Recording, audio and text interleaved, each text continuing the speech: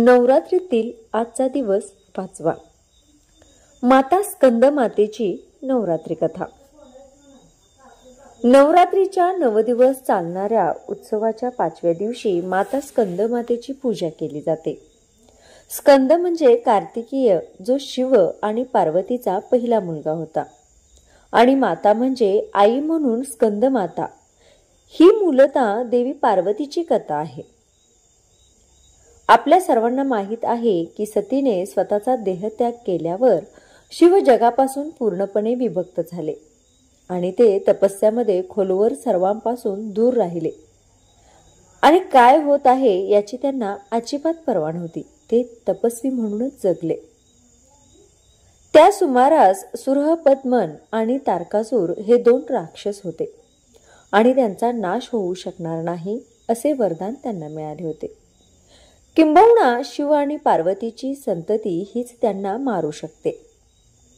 तथापि जेव्हा शिवाने स्वतःला जगापासून पूर्णपणे विभक्त केले तेव्हा सर्व देवी देवतांना खरोखरच काळजी वाटू लागली. तारकासूर आणि सुरहपद्मन या 2 राक्षसापासून त्यांची सुटका कधीच होणार नाही तर. आणि तेव्हाच ते सर्वजण भगवान विष्णूंकडे गेले आणि त्यांना उपाय शोधण्याची विनंती केली. भगवान विष्णूंनी त्यांना सांगितले की ही त्यांची चूक होती. जर ते दक्ष प्रजापतीच्या यज्ञाला शिव आणि सती यांचा सहभाग नसताना गेले नसते तर हे कधीच घडले नसते. सतीने कधीच आत्मदहन केले नसते आणि शिव कधीही सर्वांपासून विभक्त झाले नसते. त्यामुळे विष्णूंकडे उपाय नव्हता. तेव्हा नारद मुनीजी गेले आणि त्यांनी पुन्हा जन्म घेतलेल्या पार्वतीला सांगितले की ती सतीचा दुसरा अवतार आहे आणि यावेळी तिचा जन्म पर्वतांच्या देवतेच्या पोटी झाला. नारद मुनीजींनी पार्वतीला भेट दिली आणि तिला सांगितले की या जन्मातही ती तिच्या जीवनातील प्रेमाशी विवाह करू शकते, जो शिव आहे. परंतु त्यासाठी कठोर तपस्या आवश्यक आहे. पार्वतीला खरोखरच शिवाशी लग्न करायचे होते आणि तिने हजारो आणि हजारो वर्षांची कठोर तपस्या केली. ज्यानंतर शेवटी शिव प्रसन्न झाले आणि त्यांनी वैरागी जीवनाचा त्याग केला आणि दोघांनी लग्नही केले. जेव्हा त्यांचे मिलन झाले तेव्हा एक शक्तिशाली बीज जन्माला आले. हे बीज इतके तेजस्वी होते की स्वतः भगवान अग्नीला बीजाची काळजी घेण्याचे काम देण्यात आले, कारण त्याच्या तेजातून शिव आणि पार्वतीचे मूल जन्माला येणार होते. तथापि अग्नीला बीजाचे तेज सहन झाले नाही आणि त्याने गंगेची मदत मागितली. गंगेने त्या बीजाची काळजी घेतली आणि मग पार्वतीने स्वतः पाण्याचे रूप धारण केले, कारण तिला माहीत होते की फक्त तीच बीज घेऊन जाऊ शकते जी शिवाच्या मिलनातून जन्माला आले आहे. आणि मग कार्तिकेयचा जन्म झाला.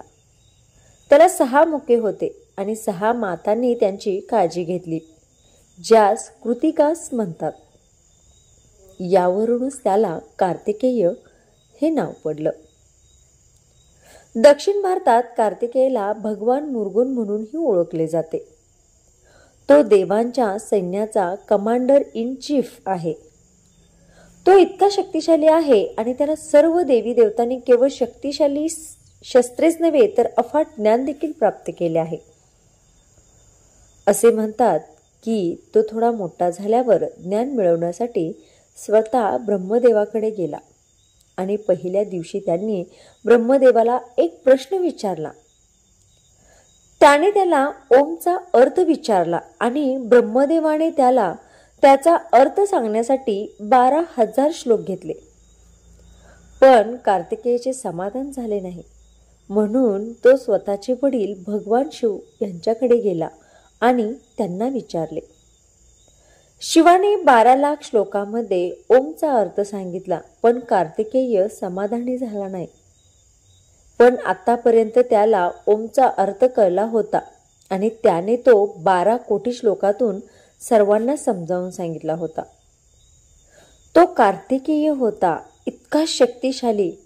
म्हणूनच असे मानले जाते की जर तुम्ही स्कंदमातेची प्रार्थना केली तर तुम्ही आपोआपच कार्तिकेयची प्रार्थना करता. स्कंदमातेला 4 हात आहेत. एका हातात ती कार्तिकेयला बाळाच्या रूपात घेऊन जाते. तिच्या दुसऱ्या आणि तिसऱ्या हातात ती कमळ घेते आणि चौथ्या हाताने ती तिच्या भक्तांना आशीर्वाद देते. स्कंदमाता सिंहावर स्वार होते आणि ती कमळावर बसते.